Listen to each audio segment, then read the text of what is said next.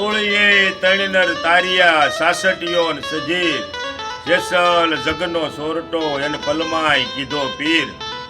એવો કાળો નાગ હોય એવો બારવટીયો થઈ ગયો કસમાં જેસલ જાડેજો.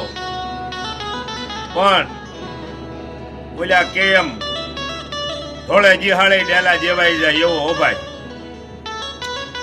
બરોબર એક દિવસ બપોરનું ટાણું અને એ જમવા બેઠા અને થાળી એની ભાભીએ પીરી એટલે એની સીધો થાળીનો ઘા કરી દીધો. એટલે એના ભાભી એમ કહેશે કે જેસલભાઈ તાર કે બોલો કે જો એટલું બધું ઓલું હોય ને તો એક મારી જેરાણી લઈ આવો ને ગમે ત્યાંથી. કે હું લઈ આવી નહીં, તમે તો બહુ લોટકા સવો, 10 ગાઉ માથે વૈયા જાઓ. એટલે સાસટિયાને ઘરે 3 વસ્તુ છે એ 3 તમારે લઈ આવવી પડે. એ કે કઈ એ કે 1 તોળી રાણી છે, 1 તોળી તલવાર છે અને 1 તોળી ઘોડી છે. આ 3 વસ્તુ લઈ આવો અને પછી જો થાળીનો ઘા કરો તો હું તમને લોટકા કહું. ઈ કે ઈ ઓલ્યા નથી કહેતા કે મેણાના માર્યા ગમે એ માણા કરે એમ. ઈ ન્યાથી ખાધું કે નો ખાધું નીકળી ગયો.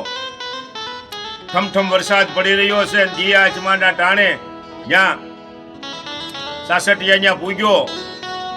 એટલે હવે એને એમ થયું કે હું કઈ રીતે એના દરબારે પૂગું. એટલે એને વિચાર કર્યો કે જવાય એવું કઈ છે નહીં. અને પછી વરસાદ માંડ્યો વધુ પડવા. એટલે એ ઘોડાહારમાં પડ્યો. એટલે એ ઘોડાહારમાં હતાઈ ગયો જેસલ. ત્યાં હતાણો એટલે એ દિવસે પૂનમ હતી. એટલે ત્યાં ભજનનો પ્રોગ્રામ ચાલુ થવાની તૈયારી વાળું પાણી કરી અને આ ઘોડાહારમાં મૂંઝાણો કે હવે મારે કરવું કેમ. એટલે એ જ્યાં હતાય અને ગમાણીમાં હુઈ ગયો. બરોબર 12 વાગ્યાનો ટાઈમ થયો અને તોળી ઘોડીએ કિલો કઢાવી નાખ્યો.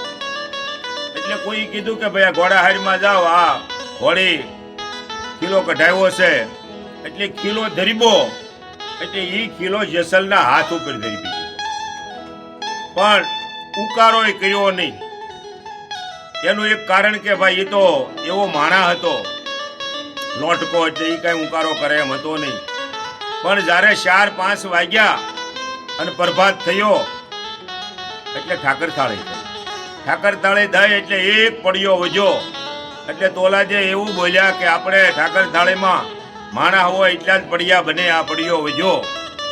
તો કોઈ આપણા ઓલામાં બટરાગંજમાં એક માણા છે કે હા કા ત્યાં પાછો તોળી ઘોડીએ કિલો કઢાવી નાખ્યો. કિલો કઢાવ્યો એટલે કિલો નીકળ્યો લોહી વાળો. એટલે મંડ્યા વસાર કરવા કે ઘોડાહારીમાં કોઈક માણા છે. એટલે 5 જણા 2 જણા જઈ અને ઘોડાહારી તપાહી તો જ્યાં જેસલ હૂતો હતો અને એને બારા કાઢીને જોયું તો આખા હાથે રગાડા લોહીના થઈ ગયા. પણ એક ઉકારો કર્યો નહીં. એટલે સાસટીયો પૂછે છે કે ભાઈ આ કરવાનું કારણ. કે એનું કારણ કે મારે આ 3 વસ્તુ તમારી પાસેથી લઈ જાવી છે. કે કઈ કે તોળી રાણી, તોળી તલવાર અને તોળી ઘોડી. ત્યારે કે વાંધો નહીં, તમે તારે લઈ જાઓ પણ હાંસવીને રાખજો.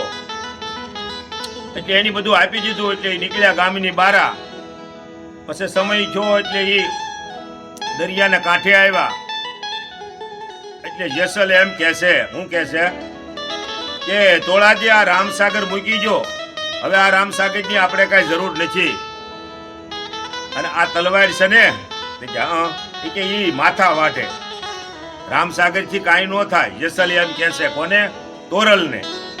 તોરલ કે ભાઈ શાંતિ રાખો કે કા તારે કે એનો સમય આવ્યો હું તમને જવાબ આપીશ કોણ કોના માથા વાટે. કે હે કે હા. એટલે એ તોરલને એમ થયું કે આને કાંઈક સંસ્કાર દેખાડવો જોઈએ. કારણ કે ભક્તિનો માર્ગ એવો છે ભાઈ, સંસ્કાર વગર નમસ્કાર ન હોય. નકર માણા નમે નહીં. અને ભક્તિની અંદર જાગવું બહુ જરૂરી છે. હો ખાઈ પીને હુઈ જાવ ભક્તિ ન થાય બાપા. એટલે જાગવું સંતોએ કીધું બહુ જરૂરી છે ભક્તિની અંદર. એટલે તોરલે એને નાવમાં બેહાર્યો જેસલને. અને ઈ નાવ મધદરીએ પૂગ્યું બરોબર સેન્ટલ વસાળે અને બે માળના મીઠા બોજા સડવા. એટલે તોરલે કીધું કે લ્યો હવે તલવારી બારી અને આ મોજાને મંડો કાપવા જશે. હે કે આ મોજા થોડા કપાય તાર કે તો આગળ આ નાવ બુડી જાય. તારી કસનો કાળો યારું આંખીમાંથી આહુડા જાય ભાગ્યા અને તેજી રોવા માંડ્યો. તારે તોરલે તારે રામસાગર આપ્યું અને એ તો આપણે જાણીએ છીએ કે પાપ તારું પ્રકાશ જાડેજા ધર્મ તારો સંભાળ. આ તારી બેલડીને બુડવા નહીં દઉં એમ તોરલ કહેશે.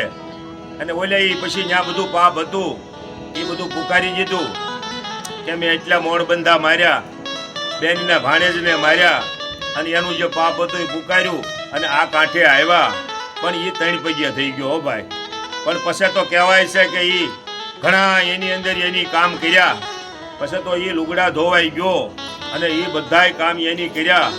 આવો કસની અંદર પાર્વતીઓ થઈ ગયો.